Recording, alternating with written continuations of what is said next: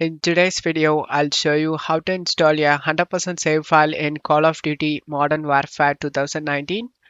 Check my video description for the save file download link. Once download done, right click and select WinRAR and select Extract to. Open the extracted folder and open players, copy these files and then go to Documents, Call of Duty Modern Warfare, Players. Before dropping the save file, back up your game progress. Create a new folder, name it as backup, drag and drop these game files inside and paste the 100% save file in this location and launch the game. And every mission is unlocked as you can see. Choose the mission you like to play. To show you guys it's working, I'm gonna select this going dark.